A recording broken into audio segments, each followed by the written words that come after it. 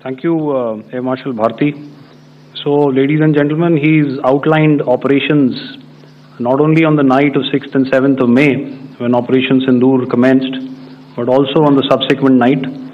Being well aware and familiar with the congenital and impulsive nature of our adversary, and even though we did attempt to reach out and communicate our compulsions to strike at the heart of terror to my counterpart in the immediate wake of Operation Sindoor, the request was brusquely turned down,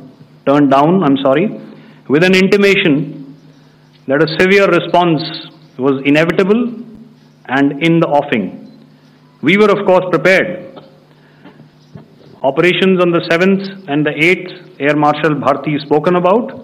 On the night of 8th and 9th of May, they flew drones and aircrafts into our airspace all across the borders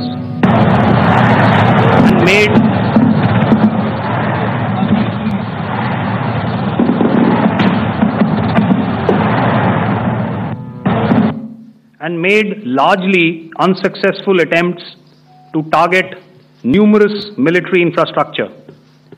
Violations on the line of control by Pakistan also commenced yet again and precipitated into fierce arty engagements. The air operations on the night of 8th and 9th of May, I'll yet again request the DG Air Operations to cover.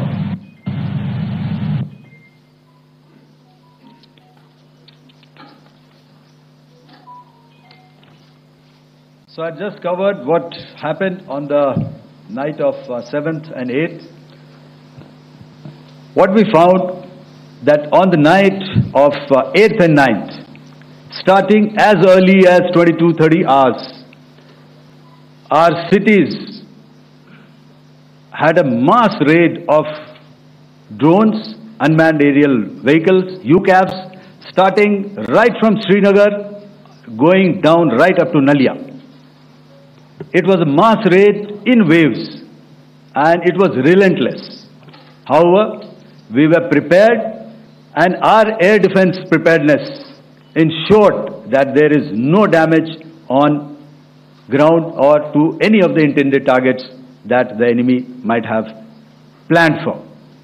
The difference between 7th night and 8th night was that on 7th night, he sent in his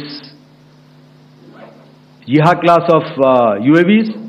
However, these UAVs can go some distance, they are armed. However, on the 8th, less numbers of armed UCAVs were there or UAVs were there, and more numbers of quadcopters, maybe for surveillance or just for harassment of civilians. This continued till midnight. Our air defense preparedness ensured that there was no damage on the ground, either to the military installations or to the civilians. However, the enemy had yet again shown that he wanted to up the ante and he wanted a fight, and we were up to the task. In a measured and calibrated response, we once again targeted his military installations, which included his SAM sites at Malirkant. This also included his surveillance radar sites at Lahore and close to Gujranwala. These were suitably addressed, and thereafter his drone attacks continued even till morning, which we countered, and during the daytime there was some respite. Here I would like to bring out another aspect. What we found was that while the drone attacks were being launched from somewhere close to Lahore, enemy had allowed his civilian aircraft to also continue to fly out of Lahore.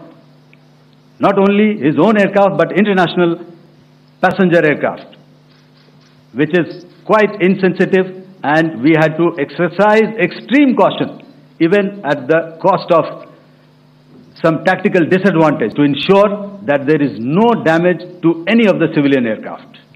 and this was also brought out in our press briefing during the day. So I will now hand over to my colleague to cover the events of 9th onwards. On land, we also undertook certain measures such as deployment of air defense and electronic warfare assets to establish an integrated grid with the Indian Air Force, and I have seen and heard some of you wax eloquent about the benefits of such an architecture when it comes to negating and combating air intrusions. We also carried out deployment to include movement of our forces in the land, sea and air domains. The night of the 9th and the 10th of May saw similar intrusions by drones and aircrafts, and this time there was a concerted effort to target airfields and some very, very important logistic installations, albeit yet again unsuccessful and denied gallantly and efficiently, I must say, by the integrated Indian Air Force and Indian Army Air Defense. We further strengthened our deployment and also initiated some pressure points to send a very clear and unambiguous message to the other side to desist from any misadventures on land. Some of the airfields and dumps saw repeated attacks in waves from the air. All were thwarted. The Pakistan Army has reported to have lost approximately 35 to 40 personnel in artillery and small arms firing on the line of control between the 7th and the 10th of May. What the other side had probably also not reckoned with was the speedy and precise turnaround and hit back by the Indian Air Force. And I will yet again ask Air Marshal Bharti to speak about these significant and game-changing strikes.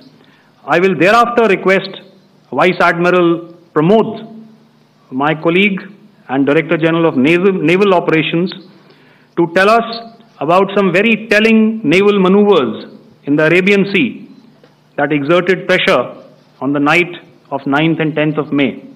Over to you, sir. Thank you. Commencing about 2000 hours, that is 8 p.m. local time, on 8th of May, several Pakistani unmanned aerial systems, drones, combat vehicles attacked multiple IF bases. These included Jammu, Udhampur, Pathankot, Amritsar, Bhatinda, Nal, Dalhousie, Thois, Jaisalmer, Uttarlai, Falodi, Nalia. These were almost simultaneous and they came in waves. All our AD guns and other systems were waiting for them. All these waves were neutralized by our trained crew using the air defense systems that they have, and also some of them were utilized using our legacy systems like Pechoras and IF Summer, which we have recently acquired, and some were neutralized by the Garud snipers. There was no damage on ground.